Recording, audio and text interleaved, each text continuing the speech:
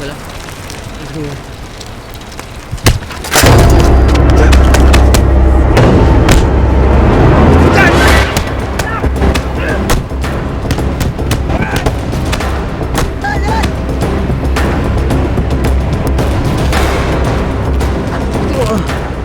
Lousy, no.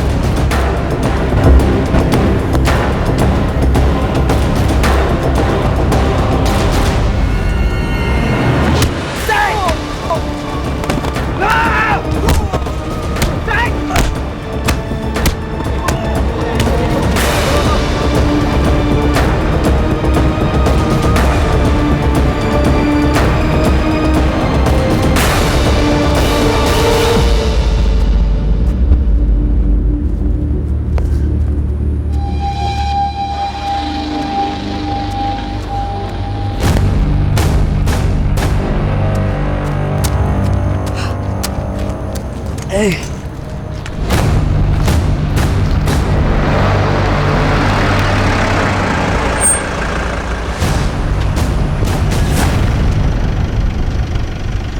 What happened? There were two guys.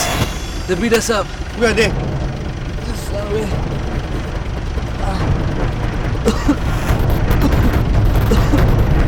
Hello, police?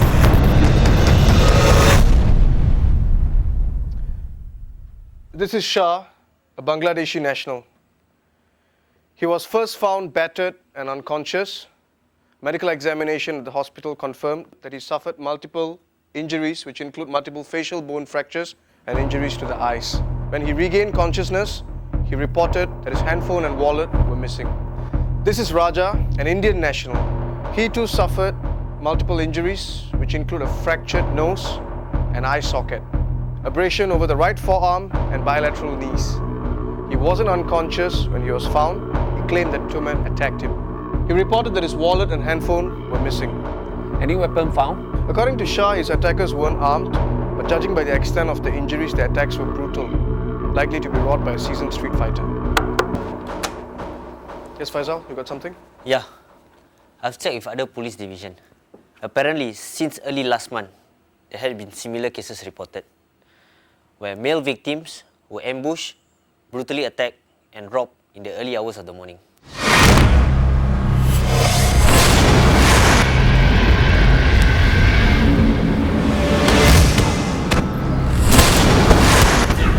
The victim was Halid. He sustained cuts to his right forehead, injuries to his shoulder, face, and hip. Was the victim able to identify his attackers? He said they were young, big size, tan complexion, and looked local. One of them was wearing spectacles. Did he give a description of their faces? Unfortunately, no. What was reported missing from the victim? His handphone, sling bag, his wallet which contained $100 cash, NRIC, and ATM cards.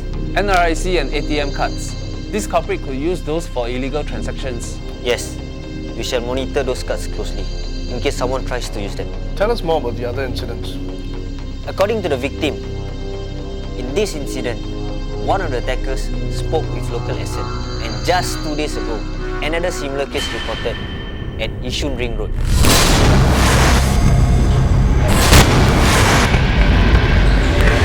The attack was captured on CCTV. They look young and well-built, probably in their early 20s. And one of them is wearing spectacles. Just like how our earlier victims described them. Looks like all the crimes are committed by the same two men. They could be in our database for past offences. I will go through the police database. Yes, and sieve out all those who are wearing spectacles. Yes, sir. And rule out those who were serving time in prison and overseas when the reported offences were committed. Sure. In all the cases, the victim's handphone was taken. Should we check out all the second-hand handphone shops? Yes, go to those where stolen handphones had been previously found. I'm Investigation Officer Nourishment from Central Police Division. We're investigating a series of handphone theft. How can I help? Can we have a look at your sales log? Hi, I'm Investigation Officer from Central Police Division. Hello, Prashant speaking. Prashant, we have just received a report of robbery we heard at Robertson Key.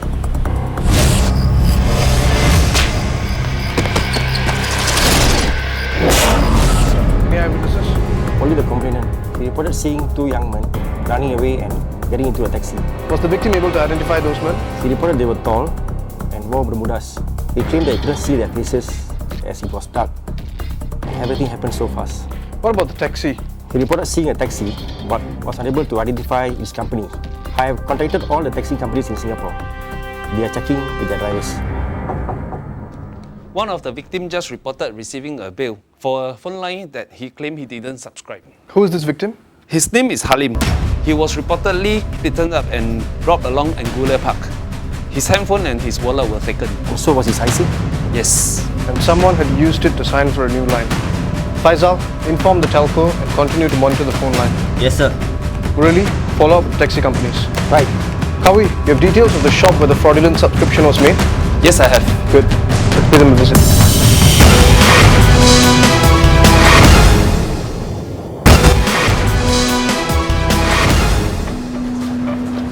Hello, ma'am. I'm Officer Prashant. This is Officer Kawi from Central Police Division. How can I help you? We suspect someone may have used this subscriber's identity to sign for a new plan. At this shop? That's correct. We'd like to verify the subscription. Let me check. Thank you. Here it is. Halim Mohammed, 16th of May. He subscribed to a new plan that comes with a free new iPhone. Ma'am, can we have a look at your CCTV recordings? Sure. That's him. I think there were two others. Looked like they were waiting for their friends. Maybe. Looks like we'll be looking at 3 suspects, not 2. Hello? Yes? You've located the iPhone? Where? Okay, great, thank you. That's intelligence. They've located the iPhone.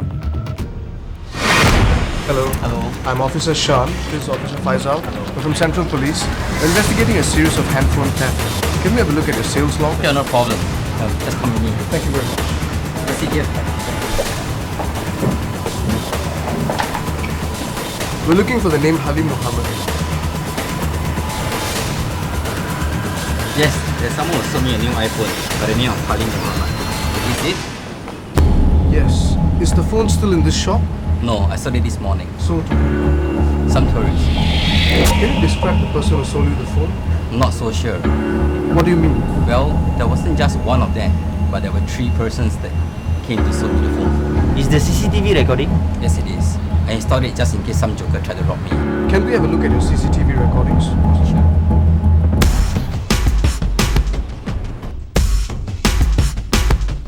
We have the faces, but not the identities. I propose we match those faces with our database. As we have a large number of shortlisted profiles, I say we divide the work and expedite the process.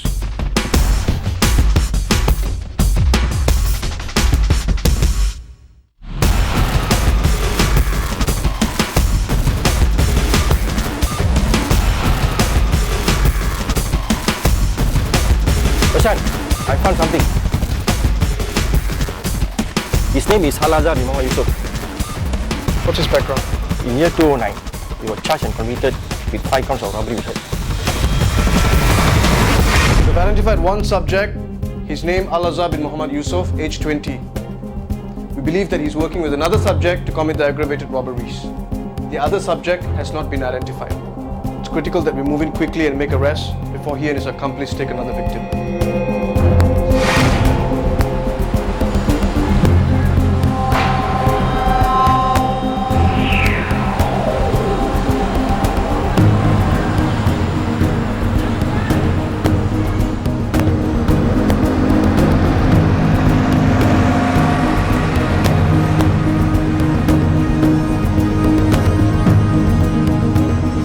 Is everyone in position?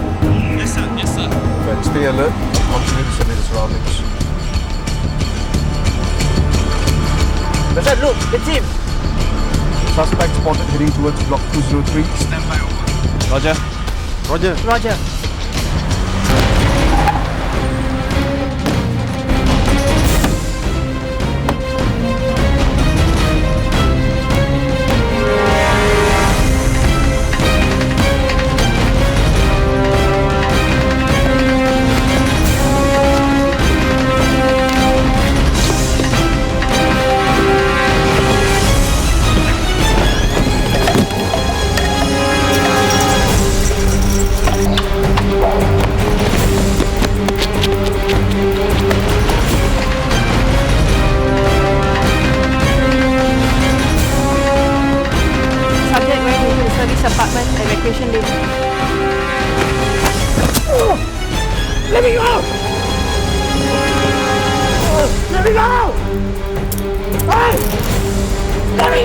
Al-Azhar, we're placing you under arrest for robbery with hurt.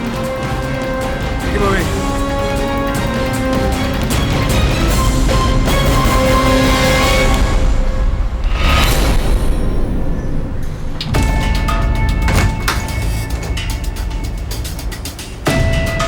Where are the handphones and the wallets? First drawer.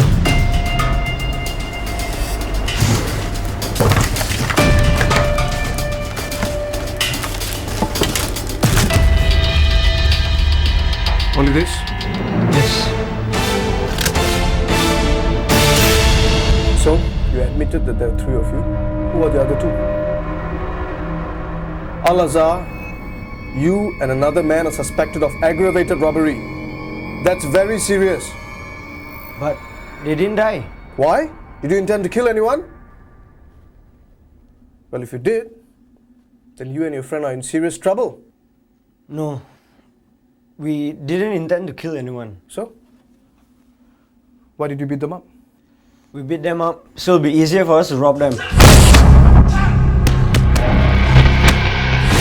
They're so messed up their faces, so they can't recognize us.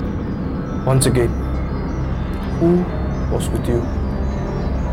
Al-Azhar, do you want to take the blame for everything? Syed. Syed was with me. Where does he live? He lives in Marsiling.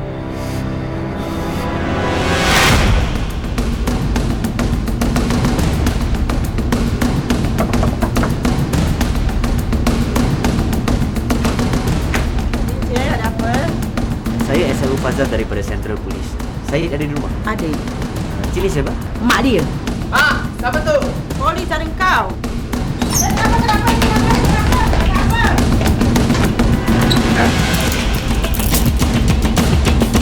Where are the handphones and wallets? On top of the fridge and behind the cooker.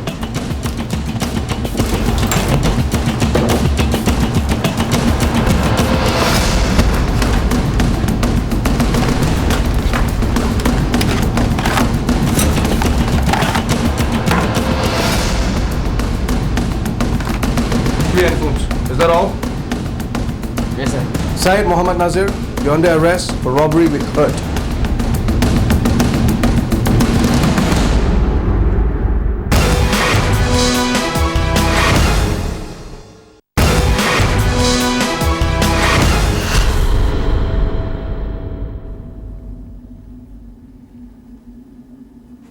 Me and Al-Azhar would take a bus or train to some place.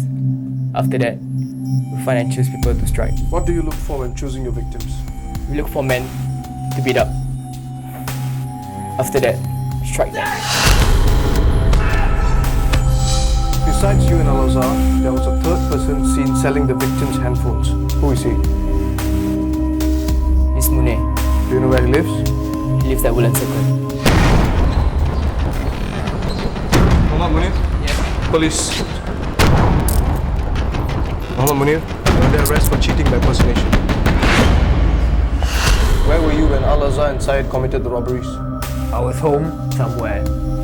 I wasn't with them. But you had met them, and they had shown you what they had taken? Yes. We can make money from this. We'll take the IC to sign up for a new plan. That way we can get a brand new phone, free of charge. How am I going to share the new phone? We'll sell it, right? Yes. I know shops that we can sell the phone. And after I sell the phone, we'll share the remaining proceeds. Can? Okay. I would like to sign for a new plan. Oh, do you have the IC?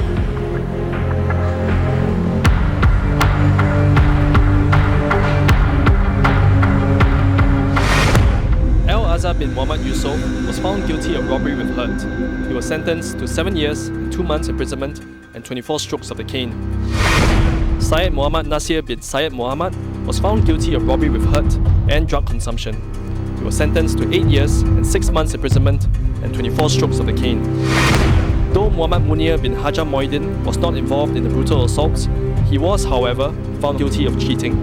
He was sentenced to 6 months imprisonment. Over a period of 1.5 months, Al-Azhar and Syed travelled to 5 different parts of the island to to rob their victims, thinking they could escape police's detection. They beat up their victims with bare fists before taking away valuables such as handphones and wallets. The attacks were designed to be brutal so that the victims would not be able to immediately make a police report. This way, Al-Azhar and Syed ensured that their identities remain unknown. Led by Senior Investigation Officer Prashan, investigation officers from the Central Police Division analysed similar robberies at Changi and Ang Mo Kio Police Divisions. The key breakthrough came when one of the victims received a phone bill for a number which he never subscribed to.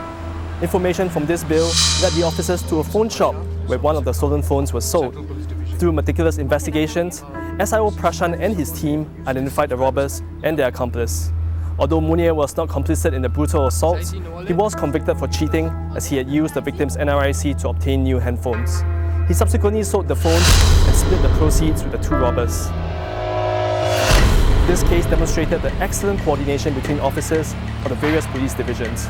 Armed with a strong sense of justice, SIO Prashan and his team worked round the clock to identify the robbers and put them behind bars. Compared to 2011, 2012 saw a significant drop of 11.7% in violent property crimes and 4% in crimes against persons. Despite this, the police is determined to step up enforcement efforts against such crime. We need your help to be vigilant and to take necessary precautions against crime. Avoid walking through dimly lit, quiet, or secluded places. Carry a shrill alarm and sound it if you require urgent assistance. When returning home at night, arrange for a family member to escort you home. If you suspect that you are being followed, proceed to a crowded area quickly.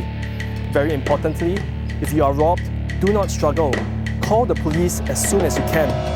The following information will help investigators to identify the culprits: appearance, height, distinctive features such as tattoos, scars or moles, attire, mode, and directions of escape. Coming up next, Community Policing System, or COPS, in action. Community policing is a frontline policing system that started in 1983 with the setup of the Neighborhood Police Post, or the NPP. It was adapted from the Japanese Koban system, which sought to establish a closer relationship between the police and the public.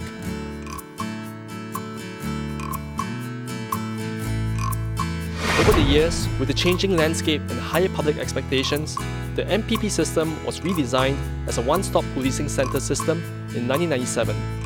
Known commonly as the Neighbourhood Police Centres, or NPCs, they were set up to provide a full range of policing services and an integrated service process for the public. Community liaison work was also expanded to include community partners in community safety and security programs. Today, the operating environment for the police has changed.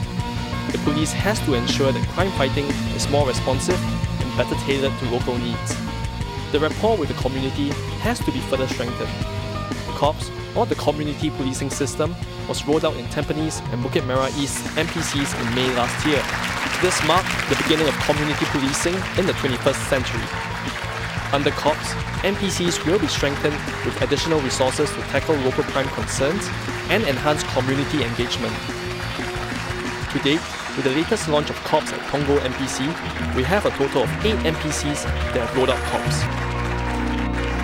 I think given the opportunity, it is very good to have police moving in the estate, and because it gives the opportunity for the people living in the estate to get to know the police and the police to get to know us. And in the process, it builds relationship. And I think relationship is important because that will instill confidence in the people. And with good relationship, one complements the other. And that will, I think, help to minimize any potential crime in the estate. A group of officers are deployed to patrol the streets on foot and bicycles. Going on constant rounds, it is part of their duty to familiarize themselves with the terrain and layout of the area.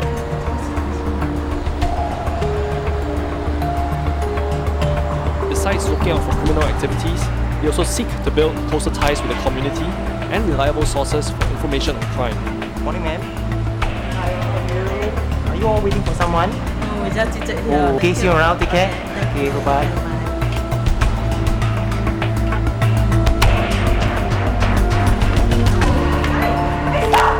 Police cameras, or POCAM, are progressively being installed at 10,000 HDB blocks and multi-storey car parks, with installation targeted to be completed by 2016. A dedicated outfit known as the Crime Strike Force, or CSF, is also set up to deal with localized crimes. The POCAM footage and the CSF's terrain knowledge will enable police to fight crime more effectively. When a crime is reported, the officers from the Crime Strike Force and the Community Policing Unit will move into action. Yes, I thought I saw him loitering around. He looks suspicious. Ma'am, are you sure? Oh yes, he's wearing the same clothes. Where do you see him? It's actually over the area. Thank you. Bravo, suspect spotted at block 163 Alpha. Proceed there, over. Roger. I know shortcut here. Police! Stop! Police! Stop!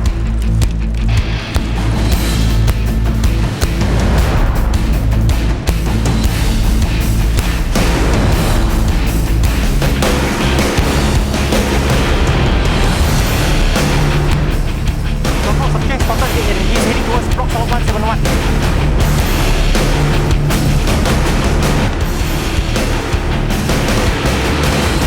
Police! We are placing you under arrest for snatch theft.